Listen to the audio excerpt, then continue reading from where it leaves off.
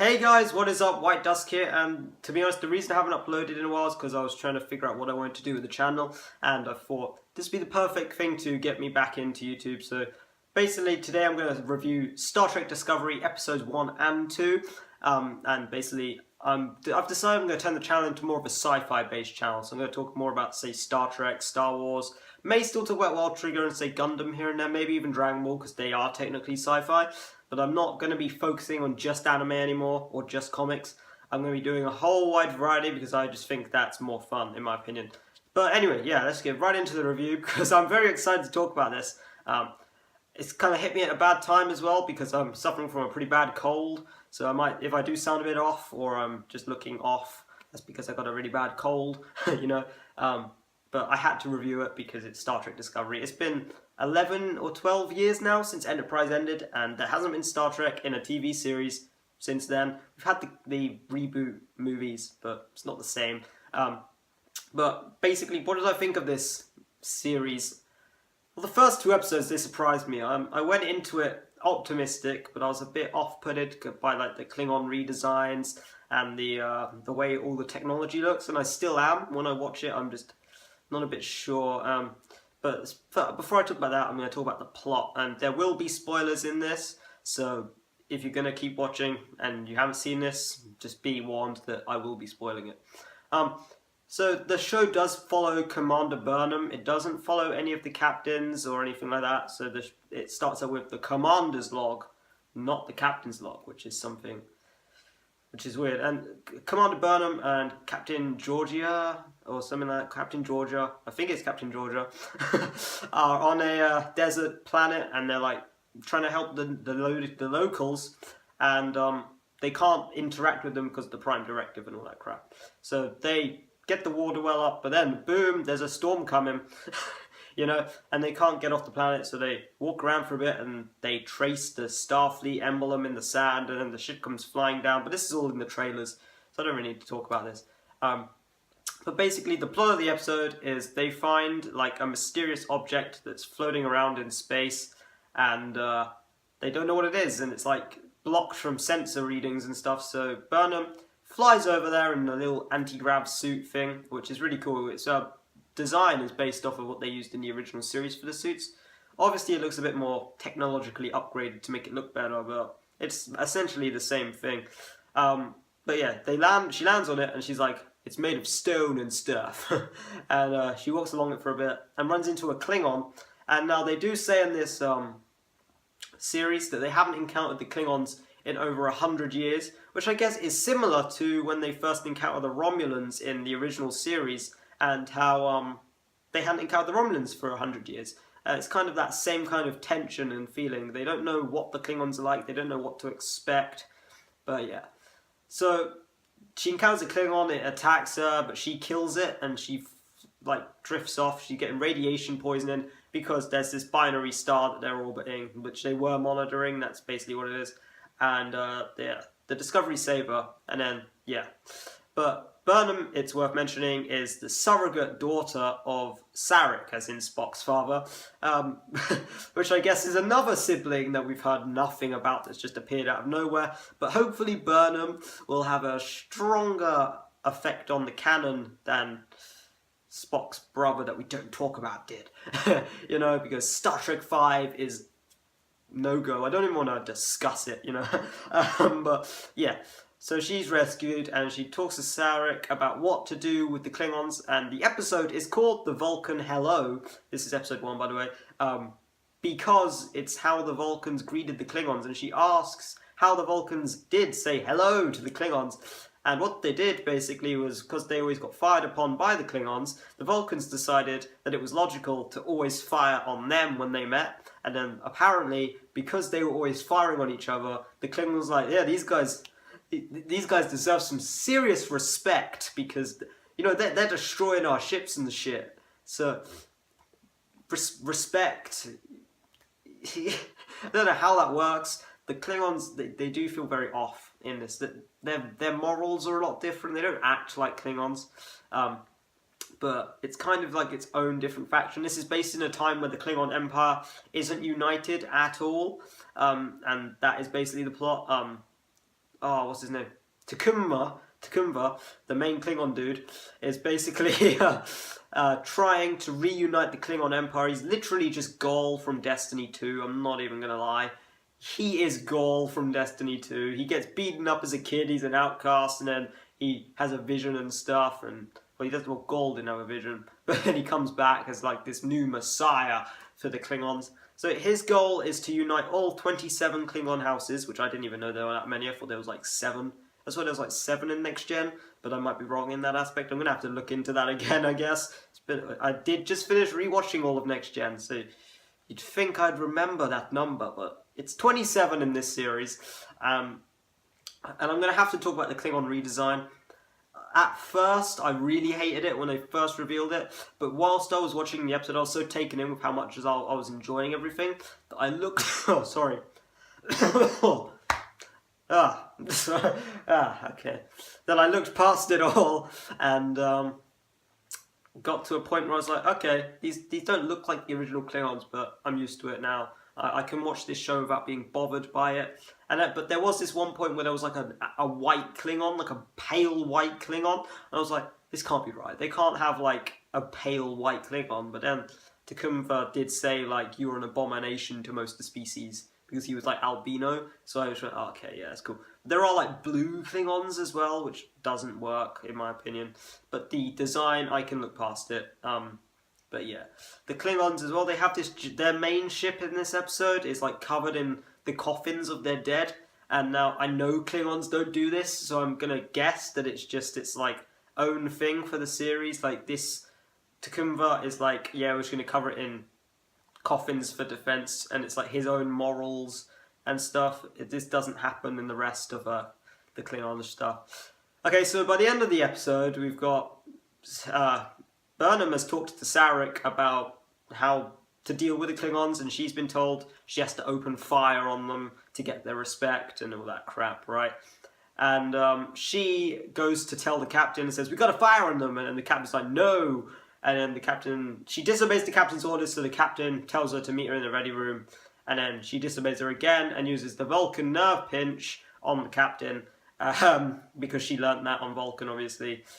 And yeah, knocks her out, goes back onto the bridge, disobeys the orders, and then the captain comes back out with the phaser up and like goes, yep, get off the bridge, you're relieved of command and crap. And yeah, and that's the end of episode 1. There's like a bit of a cliffhanger there. Episode 1 I did prefer a lot more than episode 2, I will have to say. I was taking it a lot more. It's probably just the hype of the episode for me. It was I was so hyped going into it, and yeah, episode 1 was just brilliant. I did love it. It's got very good writing behind it. I was very worried it wouldn't fit into canon at all, but it does. So yeah. Before I talk about any more of the design elements, though, I just want to talk more about episode 2, which is a bit more straightforward. Episode 2 is basically the main Klingon ship is facing off against the Shinra.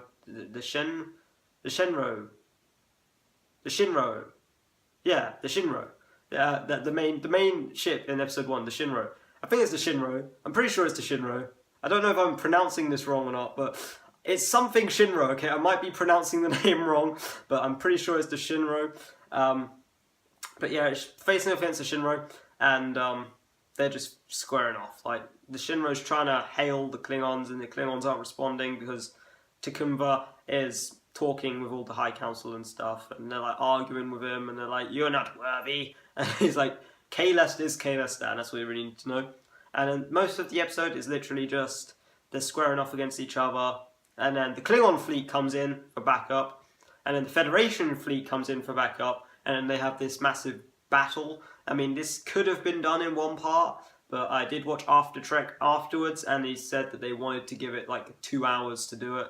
But during all this, Burnham is in the brig for mutiny, obviously, and like the Shinra gets messed up. It gets completely demolished in this fight, and then one of the Admiral's ships comes to the rescue to beam it out of like danger, and then that gets wrecked because the Klingons contact them, and it's like, yeah, we'll have peace talks, we'll cease fire, and then a Klingon ship just comes out of cloak and rams into the ship, completely obliterates it. And then the end of the episode is like because the Klingons are so desperate about retrieving all their dead, they put like they teleport like a nuclear bomb. I don't know if it is a nuclear bomb. It's just like a photon bomb. So they teleport it onto one of the dead bodies of one of the Klingons, and they tractor beam them inside, and then they blew up the ship's neck, the Klingon ship's neck, and that was basically how they defeated the main ship. And then we just cut away. Oh wait, no. Then the captain and Burnham beam onto the Klingon ship to take out the Klingons, and then the captain gets killed. This is pretty obvious that was going to happen, because obviously we're not even at Discovery yet. We're still on the starting ship, the Shinra, so we're not even seeing the USS Discovery until next week. So it's pretty obvious that the first captain, Giorgio, is going to get killed, because they need to go over to Lorca, the next captain, who looks like a badass, by the way. But yeah, so the Shinra gets destroyed, and we cut away, and it's Burnham on trial, and she gets sentenced to life in prison, and then that's the end of the episode. And I know episode 2 I didn't go into much detail, but that is really all there is to talk about. It wasn't as in-depth, story-wise, as episode 1, because episode 1 you had so much going on. You had the whole Sarek thing, you had like flashbacks with her and Spock, you had, well, not with her and Spock, her and Vulcan, you know, you had all this. And it was really, really good. I mean, I really enjoyed it. And see, episode 2 was mainly just for the battle, the final battle of the Klingons versus the Federation. We're obviously going to see more of it throughout the series, but yeah. And then afterwards I watched a bit of After Trek, and they showed a sneak peek of next week. But there wasn't really much to go on. It was just a few of them talking on like one of the decks of the Discovery. And yeah. But they did say that apparently Sarek is going to have a 1-to-1 combat duel with another Vulcan using a new form of Vulcan martial art, which is going to be really good. So I've talked about plot. I want to talk about some of the other things that came into this show, which is obviously like the set design and the way everything works. And I want to start by saying that the opening title sequence was amazing. It is so well done. It's got like this really light-hearted theme where it's like really bouncy on the notes and stuff, and it's really calm, and it looks really nice. You don't even get to see a clear shot of the Discovery. It's just like it's shadow moving across the screen, and at the end you see it fly past. I don't know why they're like baiting us or teasing us so much with the Discovery, because I just want to see the USS Discovery in action. I don't care about the Shinra. I just want to see the Discovery in action, you know, like just show us it, you know. But yeah, so yeah, that's the opening title. The opening title is really good. They're really nice. Next, the set design. It looks kind of like an amalgamation between Enterprise and Next Gen, because they don't really use the same type of computer design that TOS used, like the switches and stuff. For some reason, they decided to make everything look a lot more futuristic, which I both agree with and don't agree with. Like, they decided to go with touch screens and stuff like this. Something that I wanted to point out was that in the Kelvin timeline, when you first see the USS Kelvin at the start of Star Trek 09, you see that the set design on that ship was based on the original series timeline before everything got changed. And they are using switches and stuff, so I don't know why Discovery couldn't do the same thing, because you're trying to fit it into canon, but you can't exactly now justify why suddenly in the original series they just downgrade to like these switches and crap. When in Discovery they're using touch screens and everything, you know, like really advanced computer systems. I mean, a thing I really didn't like though is that whenever they communicate with admirals or like other ships or something, they talk to them with holograms. Like a hologram will appear in the room that they're in and they'll talk to them, which makes no sense because Next Gen is based like 150 years or something in the future, and they're not using holograms, and they're twice as advanced as them. But the reason, I just thought to myself, the only way I can explain it is at some point some guy went, nah, using a hologram is taking up too much time. It's so much easier to just sit down and press a button and look at a screen, you know. But I didn't like how they were talking through holograms and stuff. It did not feel right.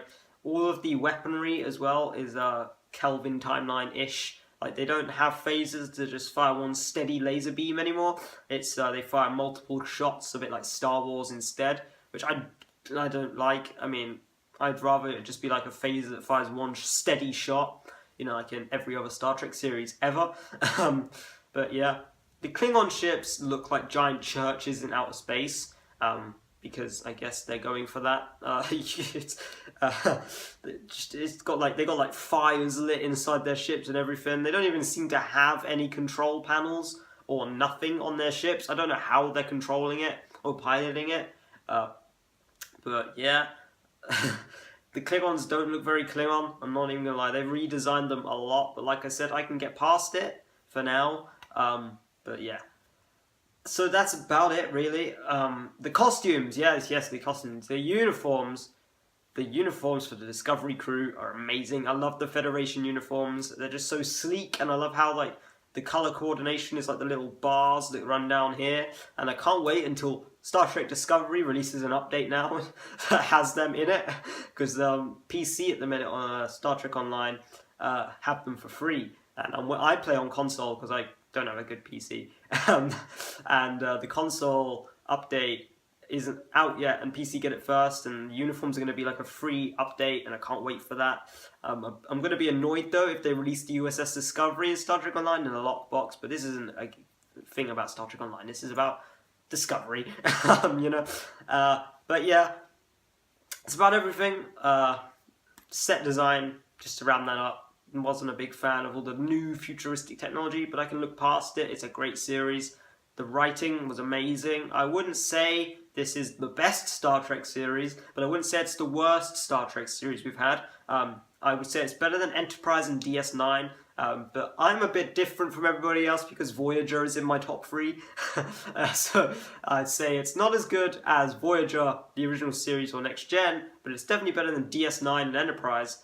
So I'd say it's about my even midway series for Star Trek, which is, I'd say that's about right. I mean, we've only seen 2 episodes, it might change for along the course of the series. I'm a bit annoyed about how it's only 15 episodes long and we're having a mid-season break, which is just ridiculous because we're going to get to episode 8 apparently, then they're having the mid-season break, so that means we come back for 7 episodes after like 2 months wait, which I don't like. They've already made us wait for like a year and a half of just constant delays for this series, and then they go and do that. It's it's annoying me. But yeah, I am extremely happy with how this series turned out. It's twice as better as I thought it was going to be. Can't wait to see next week's episode, and I'm definitely going to be keeping on top of these reviews because I'm finally talking about something that I can talk about pretty confidently and I can review quite happily and know what I'm talking about. That was kind of what I didn't want to limit myself to just anime and manga, like I said at the start, because I felt like I wasn't portraying it well enough. I'm not the biggest fan of Green Lantern, and I felt like I wasn't getting enough information across in my reviews, and I didn't feel like I knew about it. But I plan to do some reviews of a wide variety of stuff. I've got the Star Trek graphic novel collection, which I'm going to make my way through on reviews. I might talk about the Dragon Ball Super arc, that's on at the minute every now and then. I'm not going to do reviews for it. I'll do like topic videos because everything sci-fi is what I'm doing now, and as far as I'm aware, that is sci-fi, like I said at the start. But yeah, I'm looking forward to bringing you a lot more reviews. It's good to be back on YouTube finally, and I will see you in the next video, I guess. Before you leave this video, however, remember to like, subscribe, and I'll see you later.